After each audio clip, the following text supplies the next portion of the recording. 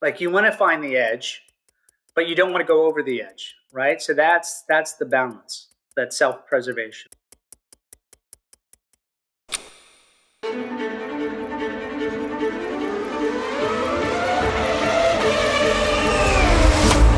What gives us our edge? And how do we go beyond it? How thin is the line between taking part and tipping into victory? What inspires those moments of rare advantage that change the shape of a race? A winner's born or made? And what happens when things go wrong? Or when it all goes right? Welcome to The Edge. We'll be talking to people operating at the very edge of possibility. From athletes to actors, and from artists to entrepreneurs. I'm your host, Theo van den Broeke. Watch out. This is The Edge, a podcast by TAG Heuer.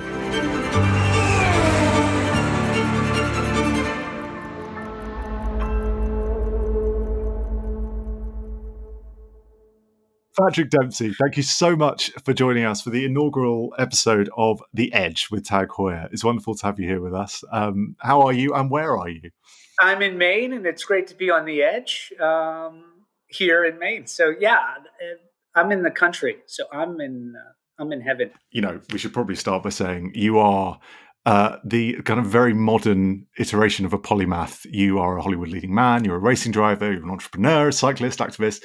I mean, you have many, many different careers and many fingers in lots of different pies. Kind of like, how has what's happened with the quarantine and with lockdown affected what you're doing? And kind of which is the one that people are most surprised by in terms of your career choices? Yeah, I mean, everything has stopped this year. So this year's been a year of just sitting still, letting things come up, and then kind of getting an idea of what the next year will bring, or hoping what the next year will bring, sort of setting goals for 2021 at this point. And with all of the different interests I have, it's really trying to find time to incorporate and to maintain each and every one of them. Balance, I think, is very hard to achieve. It's like juggling. You just try to keep all the balls in the air and then simplify your pattern so that you have more time to spend with each project. How to train yourself to just deal with every crisis as it comes and it's meant to be, right? You don't let it upset you. Just go, this is it. This is the direction we go in. Are you practicing stoicism now in I'm trying to. Some days I do well, some days I fail. You're doing very well. You know? I think that's the aspiration, is to try to stay in that place all the time. Because you're a big meditator. You meditate, right? I've just anything to have tools to be able to survive life, I think, right? Yeah. I personally have found it quite hard to find that space. I mean, I guess you. I find it's easier for me to get into that space if I'm on a bike, because Really? then you're getting your body moving. So you take that anxiety and you channel it, and then you calm the mind once you get into the physical activity. I mean, I guess looking at what else you do, I mean, you, with the racing, with acting, I mean, obviously with the cycling, all of those things I would imagine involve a certain taking yourself out of your own mindset and putting yourself somewhere completely different. I mean, do you find that kind of practice of not necessarily stoicism, but of that kind of meditative behavior applies to all of those pursuits? Yeah, I think you use a lot of those skills in everything you do. Like we were talking about, compartmentalizing and sort of being able to focus 100% and going, okay, let me just go into a deep focus on this particular subject or whatever I'm focusing on, and stay there with that. And do you find it hard? Or is it It depends on how many. Now? I think, what becomes hard and the real challenge is when you have the obstacle that's getting in the way of what you're trying to achieve, and staying calm in the midst of that conflict. Like with what we're dealing with just on the technical side of things with this, today is just, you spend half of your time just getting ready to show up now.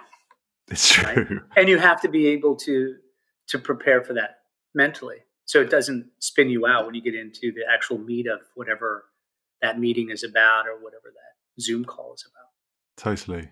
And I guess it's dealing, pertinently in terms of TAG Heuer, but dealing with that pressure and kind of transforming it into something that doesn't kind of squash you, but enables you to rise That above empowers you. So how do you it. use Empowers you. the pressure to accelerate your focus, not diminish the focus? And that just, I think, is like anything else. It's like going to a gym. You just have to strengthen that mental muscle. And everybody arrives at their own technique in their own way. Which of the kind of things that you do in your life, and I'm not just talking about your career pursuits, but whether it's engaging with your family or anything, what kind of enables you to what has enabled you to practice that most kind of acutely, if that makes sense? I mean, is it the racing? Because I imagine with racing, you must be so deadly laser focused that it must like hone that muscle in a very specific way. But is it? The stakes are much higher, so your level of attention is that much greater, right? Because you know that the mistake could be catastrophic, and you want to have that sense all the time in life. Is like living at that height, living on the edge. This is about the edge, right? So, what is the edge? How do you define it? Is really just being keyed up enough and being really on point where you have that attention to detail and your situational awareness of everything. And that should apply in everything you do. That's the challenge, is finding things that engage you enough to be able to focus that intensely. So that's what a lot of this year's been about, is really sifting through all the things that are out there. And you're like, well, you prioritize what has the most meaning and what is going to have the biggest impact on the safety of your family and the well-being of your family. And then everything goes from there. I mean, I guess this year specifically has meant that you probably haven't been able to do many of those things that have enabled you to focus in that way. So have you found other things maybe that are kind of slightly smaller? I don't know. Like certain people have found tidying during lockdown has made them focus, or, like the whole Marie Kondo explosion. Right. Exactly. I think we've all gone through that in the last year at some point or another, where we've had major cleaning and like you go through and you separate. Okay, let's just put the pile over there, and then go through the emotional attachment to these objects, right? Yeah, exactly. Which I think is really therapeutic. It's like less is more. We have so much clutter. I certainly do. It's interesting that you brought that up. It is really streamlining. Like last night, I was cleaning out some stuff here in Maine, and I'm like, okay, what do I really need? Can I start to live with less and really extracting from my life the things that are distractions? Yeah, we don't have a lot of time, right? So the interesting thing about the Stoicism is like you live every day like it's your last, because you don't, you look back at like, okay, what do I look back at my life and what do I feel good about leaving behind here? What have I done that has something of a positive impact on society? And for you, what are the conclusions you come to about that? What are those things? Well, I really enjoy the work being done with the Dempsey Center and the integrative medicine that's being done there. I think that should go hand in hand as soon as someone is diagnosed with cancer. Is that holistic approach comes in, so you attack it on a physical and an emotional level that really will help that patient and the family really have the stamina to go through the treatment.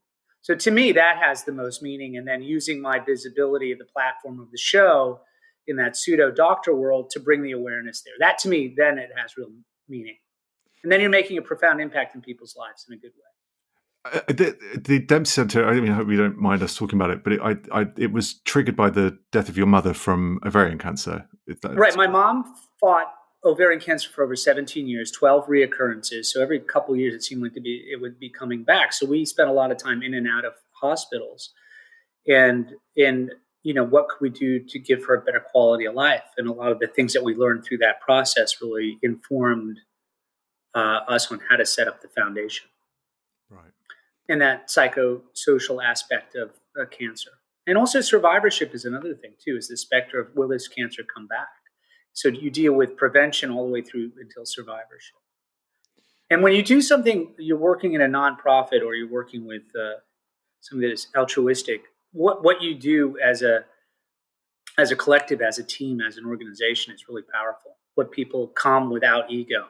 They're doing something with the sole benefit of how it can impact and make life better for someone else is really, that's the place to be in life, I think. And in fact, I know that's what we want to be doing. That's what you want to be doing. Yeah, and don't you think in your experience that you feel that way? Definitely. I mean, personally, I feel like I'm still figuring it out, and it's that you go through the arc of kind of doing something because you love it, and then you get to a point where you're like I do journalism, and it's like, well, actually, could I be writing about something that has more meaning or helping in a certain way that maybe I'm not? And I think that is a very personal process that one has to go through, and I feel like it must be a kind of life's work. I don't know if you agree with that, but I don't think you'd ever necessarily reach a conclusion if you do feel that way that you've achieved it, because then have you really? No, because we're in a constant state of constant refinement, right? That's why we're here. And until we pass, I guess we don't stop working. You can't. Do you think that's kind of because again, not to keep laboring the point, but going back to with acting and with racing, they're both, I would imagine, incredibly competitive fields to be in, and Yes. and what you do with kind of the medical side of things and the philanthropic side of things, the altruistic side of things, is, I imagine, not. So is it a balm to do those things, or is that the wrong way of looking at it? Yeah, I think that it's in all of these things. You have to be careful with your ego, and that's true for everything, right? Like the really great athletes or performers have strong ego without being egotistical. There's some sense of humility in there that really allows you to engage with someone. And I think that's what's great about sports, or you're competing in motorsport and other racers, is that how fast you are. It's in the data. It's not an abstract notion. As an actor, there's the competition, but it's so abstract as to how do you quantify success or talent, right? Because everybody's so different, and you're creating a character, and you're selling yourself. So it's a celebration of an individual. So how do you compare yourself to another individual? That's where you get into trouble. And that's where the ego can really undermine a person. In a sport, either you win or you lose. In acting, it's you get the role, you don't get the role, but it has nothing to do with you personally and your being. But that's how you're being judged. That's where the competition is, which is really challenging mentally. I can imagine. I mean, and hard on friendships with relationships with actors, I think, because of that. Right. And I mean, did you feel that? I mean, I imagine you obviously did. You felt that personally, and did you struggle with it? And how did you kind of overcome it, if ever you did? I spend a lot more time. A lot of my friends are really either they're cyclists, they're skiers, or they're race car drivers, and not so many acquaintances within my chosen profession, the acting community. I stay pretty isolated from it. Okay. To be honest with you. Did that harm you in terms of like job opportunities? I don't know. I mean, I imagine. Well, I think it would probably help if I was a little bit more social and did that, but that's not where my head is at. No, I mean, the way we're talking, it makes it sound as if racing was a solution to that problem, when actually that isn't true. You kind of started out as a sportsman. You were a natural born sportsman. You were a juggler. Right. I wanted to ski race, which is really interesting. Right. Very much like Jack Heuer and the great tradition of TAG Heuer and skiing and capturing time. So I wanted to be an Olympic skier. Inmar Stenmark was my childhood idol, who was, in that generation in the 70s and 80s, was one of the best skiers, alpine skiers in the world, consistently racing and always on the podium, so top winner. So that was who was driving me as a kid. And I ended up riding the unicycle and doing that for my dryland training to improve my skiing. Okay. And then I ended up getting involved with this vaudeville troupe and starting to perform. And then that's where my career ended up going. I always wanted to be a sportsman. So I feel more at home within a community like a racing community or a skiing community or cycling community. I just feel at home there immediately. And I always feel slightly uncomfortable within the Hollywood community and that world. When I'm working, it's different. But in a social setting, it doesn't feel as comfortable to me. I've heard you talk about the vaudeville element of your life kind of loosely before. I'd like to be a little bit more granular about it. Can you explain exactly what it was like and what you did, and what was the world that you were in?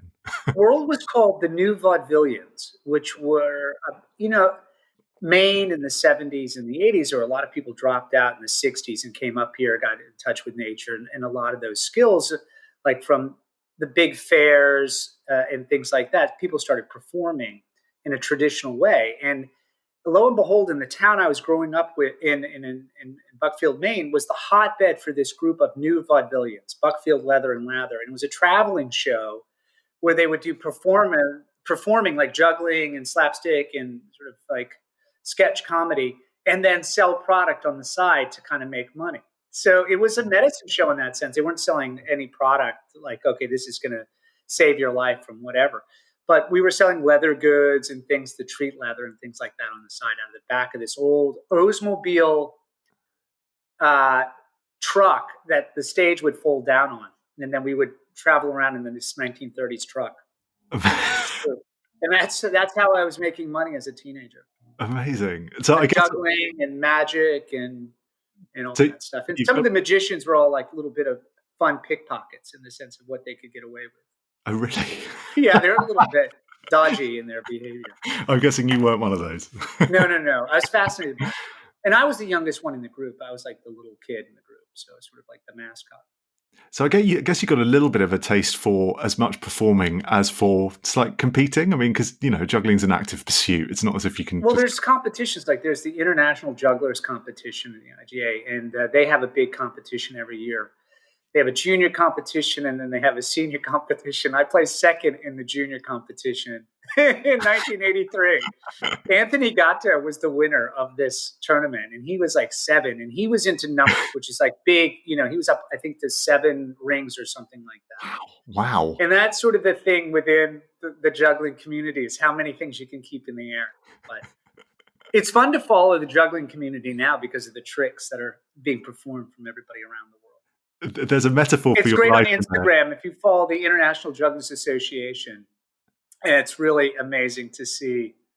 Certainly the street performers around the world. Those are the ones who I think are the most talented and the most innovative.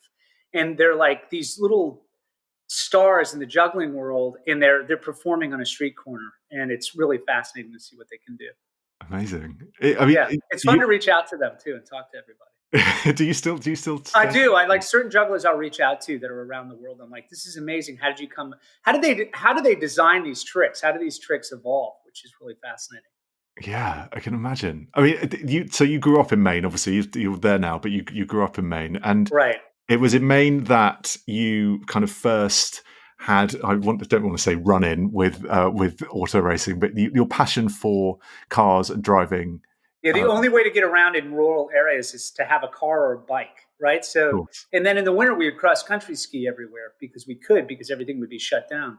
Wow. So for me, it was total isolation. So how do you keep yourself engaged and entertained? Because the closest neighbor was a mile away where I grew up. So I could drive the back roads in my dad's pickup truck and be okay.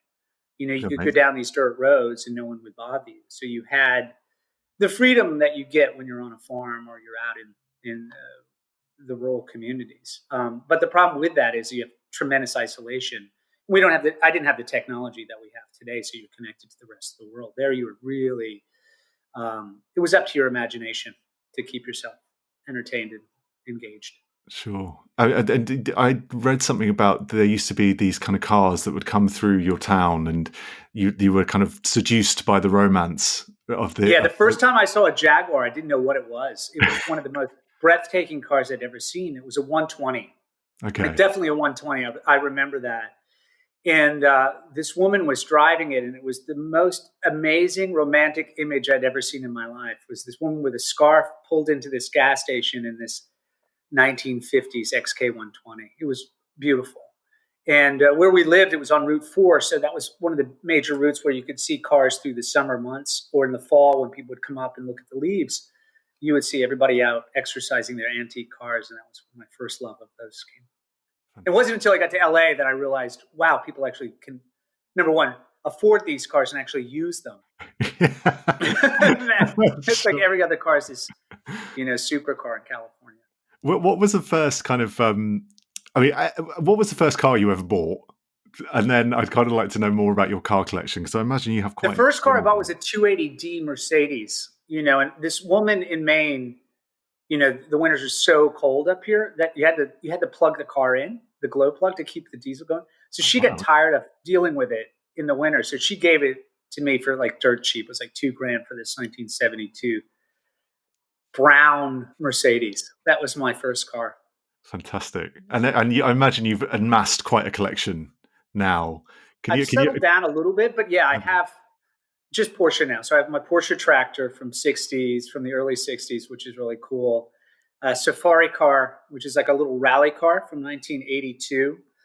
The 356 63 Porsche, I got that when I did the movie Can't Buy Me Love. I spent my entire paycheck on that car, and I still have that car. Amazing. A 72T, an R, and an 82 with a 3.6 liter we dropped in it. Patrick Long and I modified that car a little bit, so that's fun. Which is your favorite to drive? The 356, without question. Oh, really? The older ones, yeah, they're really they're fun, and when you're out on the road, it just makes you smile.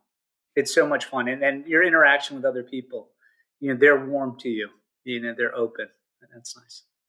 You've achieved a kind of an extraordinary amount in racing in a relatively short space of time. Can we talk a little bit about that? Because obviously you competed in Le Mans, you were on the podium, and that was with TAG Heuer, if I'm not mistaken. And it would be just, how did it feel to achieve those things? How did you ever really believe that you would be able to, or was your mindset such that you always knew it was going to happen? Well, early on, I wanted to race at Le Mans. That was always the goal. Certainly in endurance racing. And I focused on endurance racing so I could do Daytona and Sebring. I never made it to Bathurst. That was the one race I regret not being able to do. Really? Baja 1000 I did. So I got a chance to do pretty much all the races I set out to do. And it was great. And certainly working with TAG Heuer and the rich history within motorsport, having that be a part of that legacy was very meaningful and very inspiring and motivating to be a part of. And to race at that level, I was always aware of how fortunate I was, number one, to be able to do this and to separate myself to enjoy the whole journey. And there was always a moment of witnessing it and participating at the same time, was trying to find that balance. And it's changed how I look at life and what my model for life is after that. I think a lot of the lessons I learned in my focus and my attack on Le Mans really has served me in everything else I do in life, without question. Really? Yeah, the team aspect. Well, it was certainly working with Porsche and with TAG and big organizations that have a great history. Certainly within Porsche was like, we will have a good result. We know how to do this. What is in the way of stopping us from getting there? And we have to improve that and work on that. And a real methodical approach to the obstacle and how to overcome it and what the objective is, and working as a team to achieve that objective. And getting the ego out of the way. And in Hollywood, it's very challenging because egos are so fragile because there's such insecurity. I think that's where it comes from. This is the thing to constantly remember, is to keep people feeling safe. And that's what I felt I learned working with Porsche and with TAG, is there was a safe environment and there was a level of commitment because of the heritage of what is expected of you and your involvement. And that's how you you take all those insights and lessons and apply it to other aspects, like the center work and like building team and starting to produce. It's like you take that mentality and shift it into new challenges. So for me, going into being a team owner, and producing and doing these things, this is new uncharted territory, and then pushing me to the edge of new things that I don't feel comfortable doing. And that's an important thing to remember, is being uncomfortable. Because then you need to, because you have to continue to grow. Of course. Because I imagine with a relay, it's not like you're competing in a Grand Prix and it's just you, the lone driver. You're in a team and you're sharing the responsibility. Does that make it, I guess you've kind of just answered it, but does it take the glamour out of it in a way? I don't know. I just imagine it must be challenging to kind of share that glory. Or maybe I'm wrong. No, because I like the team aspect of it, right? Yeah. And because the ranking system, when you have a gold, silver, and a bronze. Every driver is ranked differently. So your race is really within yourself, always. That's the fun thing about endurance racing is you're not really racing your competitor as it is you're racing yourself. And how far can you push yourself past your comfort level and still stay in control? Like you want to find the edge, but you don't want to go over the edge, right? So that's the balance, that self-preservation of like sensing that it's there, knowing that it's there, but not letting it suck you into the other side. Having the emotional discipline to control it. It's like when you're on the tack and you're up and you're close to the red line. You don't want to go into the red line. You want to be right there where it's bouncing off the red line. Sure.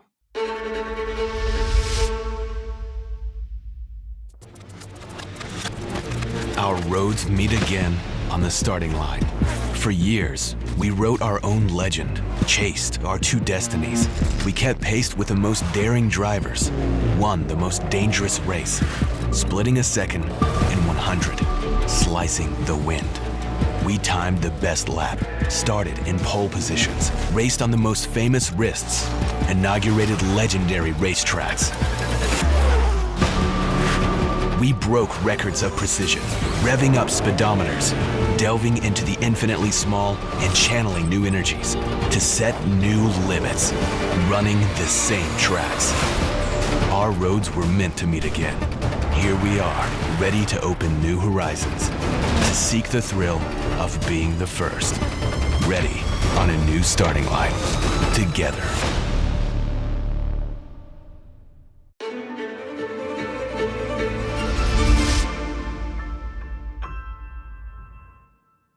I guess it's also, though, managing the exhilaration that comes from being that close to the limit, because the adrenaline must be pumping. It must be quite an addictive feeling. So it's managing. It's a calm high. See, that's the thing is like when you get to that level, there's a calm that overcomes you, where there's a power in the calmness, not the crazy out of control energy, but there's just something sublime in how calm you feel in the midst of all the turmoil.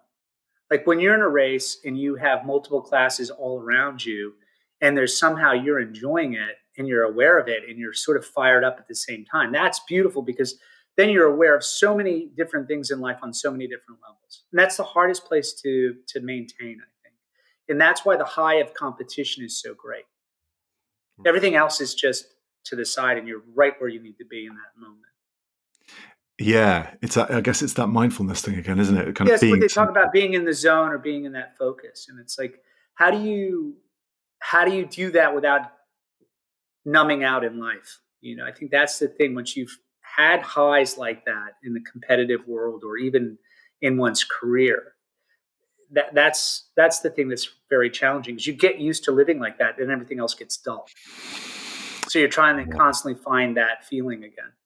Well, I mean, you've stepped back from racing, at least insofar as the way you. Well, I reached my goal. So now the stuff I want to do in racing is sprint races. Like those would be the things you could do 2 or 3 races in a weekend, and you go out, you do a 35 to a 40-minute race without driver changes and just full on sprint.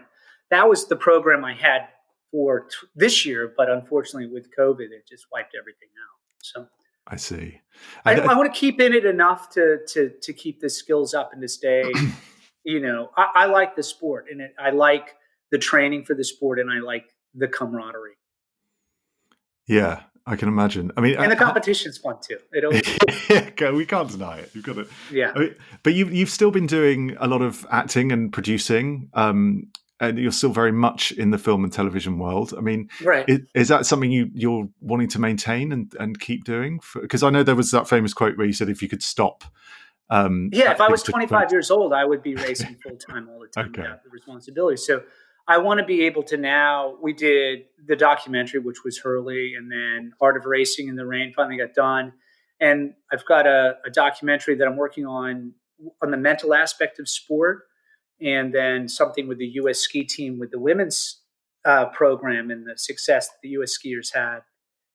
A women's team in America is pretty profound. So those are the things I want to do is more producing and kind of control your own destiny. I think those those stories within the sport world that kind of have that universal resonance are so powerful. We've seen it so much in cinema and in Hollywood. But for me, that the film that you've made about Hurley Hayward is just so moving, because it's a topic. He comes out in the film as being gay in this very kind of macho world, particularly in the time that he was operating at his peak. What kind of inspired you to make that film? Where did that motivation come from? Hurley wanted to tell his story, and I felt it was important to support him in that, and also to put it in context to the sport and where he was at a time and place in the 70s, and also to the mental illness that we talk about in that documentary as well with Hurley's racing partner. They were very successful in the 70s, but at the same time, there was a mental illness with his racing partner that we share as well. So those things were all important stories that I thought were, I think would be very healing for people to see, and it has been. Yeah, and personally speaking, it was as well. I found it really, really, really moving. There's a bit in there where he talks about kind of you have to dedicate everything to it. And I know that you, as we just talked about, you kind of stepped away because you wanted to spend more time with your family. Did you recognize something of yourself in him? Yeah, I think with all race car drivers or anyone who's on the road a lot, it's a sacrifice to your family and to the ones that are close to you. And you have to do it. It's not like, you get up in the morning and it's like there's something so deep inside of you that it's worth the sacrifice. You just have to do it. And then when you have your goal and you set out to achieve it, there's a lot you sacrifice along the way. And then when you finally get there, there's an internal shift once you realize your goal where you're like, okay, I've done that. Now it's time to recalibrate into focus on something new goals. And for me, once I achieved that, it was okay. It's time to get back and focus on my family and my personal life and start to balance that out again. Like, once again, we talked about the pendulum swing.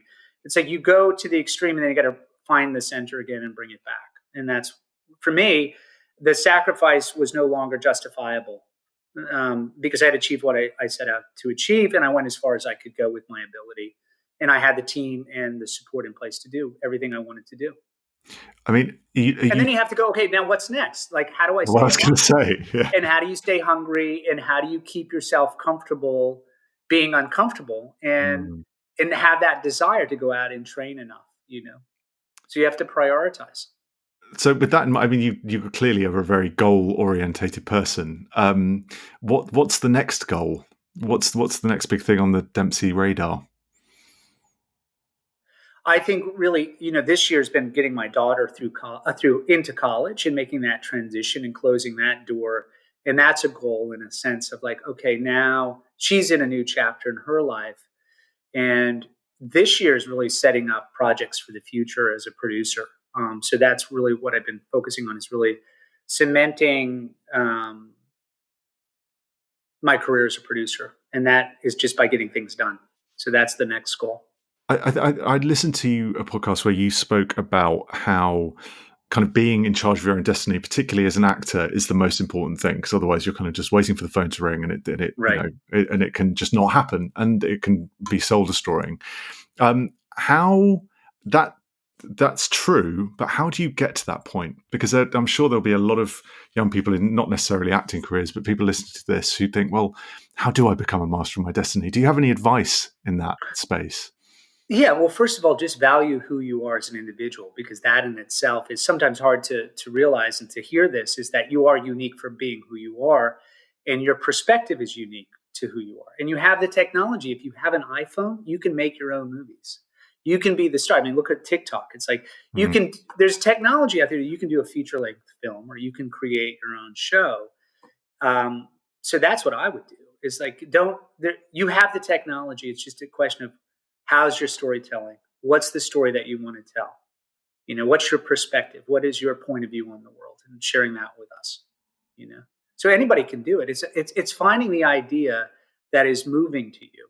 That's, what do you want to say? And for me, coming back to Maine allows me time to step back and to sit down and to throw the technology away and go out and walk around in nature in order to go, okay, what is it that's going on inside of me? What Yeah. do I want to focus on right now? What am I happy with? What am I unhappy with? What's troubling me? What's making me feel good? And having the time to sit in order to get ready for the next round of goals and things that you're going to go after. Hmm. We should probably talk a little bit about the things that you do personally. Speaking about the edge, the processes you go through to improve your performance, whether that's in acting, or whether that's in racing, or in anything. What are the steps you take in order to do that? I have to look in the mirror and go, okay, take a good look at yourself and go, okay, what's working, what isn't, what do I need to improve? And then sitting down at the beginning of any project and going, I'm a beginner, I'm starting over, and trying to get your ego out of the way. That's the biggest thing, is really not letting the ego in a negative way interfere with your work. Trying to approach it with humility and with openness, and not letting all of those demons in the back of your head get in the way. So that's the first step, I think, is the most important. And the second step? It's execution. It's like understanding what it is and then going out and then grinding it out and getting it done. Yeah.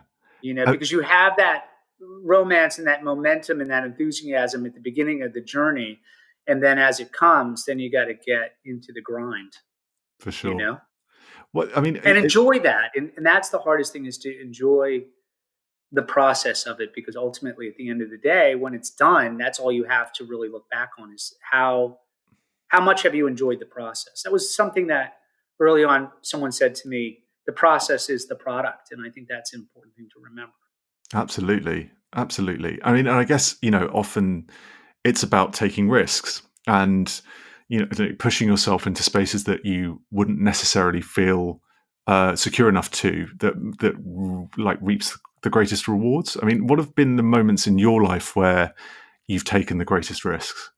When you go kicking and screaming into something and you realize that it's the best thing for you, you have that fear and you go into your fear and you overcome it. Yeah. When your heart rate goes up, you feel like you're having a heart attack. That's a good thing. I imagine that comes more from racing than it does from acting. Well, I think there are public events where you're out and you're in front of a lot of people, or there's something that has a lot of attention to it that you can get that way. I mean, in terms of acting, do you find, obviously acting for the screen is one thing, but acting on stage, I mean, does that kind of get the blood pumping in a different way for you? Does that? Oh, absolutely. I think it's been a while since I've been on stage, but it's so immediate that you feel it right away. There's something wonderful in the process of it. And it's something my mother, I think, she wanted me to do more stage work than I did. Did she? It's always something because it was something I started off in the theater and did it. And it's a little bit more like motorsport in the sense that you go off and you feel that anxiety before you get in the car. It's like stepping on stage for the first moment of the play. Oh, yeah. Your heart's beating and then you got to calm down. But that's a muscle that I haven't exercised in quite some time, which would probably be a good thing for me to do in the future. It would have to be the right play in the right environment, and certainly not something I want to do right now. Well, no desire to do that. I'm more interested in documentaries. So I think the stuff like Hurley and doing more things within the world of sport, to me, I think the mental aspect is something I really find intriguing and want to explore. And then also the female skiing team and the history in the U.S. is something that's really interesting to me. In a sport that is, if you're in Switzerland or you're in Europe, it's the most important sport. In America, it's just one of many sports that is, fighting for attention. Tell me a little bit about that project. I'm very intrigued. Well, we have one that's sort of mind games, which is really the mental aspect of sport. How do you deal with fear? How do you deal with success? How do you deal with injury? How do you deal with retirement? And working with the coaches, the mental aspect of sport is huge. Everybody gets to a certain level, and then how do you handle the pressure mentally? That's going to either make you a champion or just make you an also-run. Yeah. So that's what we're focusing on, that with some key athletes. We're in pre-production on that. and then the history of the U.S. ski team, the women's team, to complement the men's documentary. So do you think this marriage of kind of sport and documentary and film, this is the kind of future for Patrick Dempsey? Is this where well, this is the immediate future. The immediate. I mean, there are other things that I'd like to do in a fictional way that would be a different type of story. But yeah, this is sort of the direction of more producing. I don't know if I want to direct, but I certainly want to produce. I like bringing people together and creating a team. To me, that is definitely the direction I'm going now. Okay, so it's got that kind of parallel with what you've been doing with racing, I guess, in terms right. of that Same building thing. team, And then within the racing community, we continue on and develop the young drivers. And then I would like to do more sprint racing and things like that. Okay, and will the sprint racing kind of how does that evolve? Where do you see? Because I can't imagine that you're going to kind of stick. You do like a lot of the level. Porsche Cup races and things like that. So the same make Cup. That's what I'd like to do. The Cup racing in Porsche to me is probably the most competitive and the most exhilarating right now for the amount of time that I have to devote to the sport. And then I like the off-road racing too. I mean, I could get into doing some of the like Baja again or something like that. Those races are really a lot of fun. Okay. I mean, Patrick, we obviously are here with TAG Heuer, and we should be talking about apparently is an extraordinary watch collection that you have. Can you tell us a little bit about your watch collection? Well, I'm getting into the interactive watches now, which is something I've resisted, but I'm starting to see with everything I've been doing. I like all of the support you get from it, from your training and cycling and all that, and certainly with the golf, it's been really good. So I see the potential with that, but I like the vintage stuff too. I think for me, the older watches, the watches that were created by Jack Heuer, have the most meaning in the context of the brand and his impact, in these couple decades that his work and it's still, I think, affecting the company on a profound level. As we see these anniversary editions come out, so I love all that. Which model specifically? What's your the favorite? Ottavia to me and the Monaco are the two that mean the most, for different reasons, Yeah, because I guess the Monaco is often a little bit of an unsung hero in that space. No, I mean, it was a total disaster when it was launched, right? Because people didn't really. It wasn't until it was, put into product placement that it changed everything. But it was so revolutionary at the time with the shape and the technology that it wasn't embraced immediately. And they had a lot of extra ones running around, so they gave it to the prop master for Le Mans, the film, and now it's an iconic watch because of that. I mean, that must feel. It's really interesting, isn't it, when you look at the history and all the things that they had to overcome. And now it's one of the most important watches and styles within the industry. And the dedication to it and the belief in it. And as you say, the inauguration of that kind of placement, that really smart placement. I mean, which you are arguably quite a big part of yourself. I mean, there's a strong history of TAG Heuer with film, and you've got Steve McQueen and now you racing. I mean, that must feel wonderful to be part of that legacy and that heritage. It's like a dream come true. You sit around and you fantasize on your couch as a kid or as a young adult, and you would go, God, wouldn't it be great? And then when you start to achieve these things, there's a lot of pride in that you're representing a brand that has a great history within the motorsport industry and certainly in sport in general.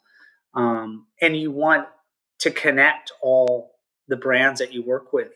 And we're doing that, which is nice to see Porsche and TAG Heuer working together now, and the beautiful history and legacy that they have, and what's the future have in store.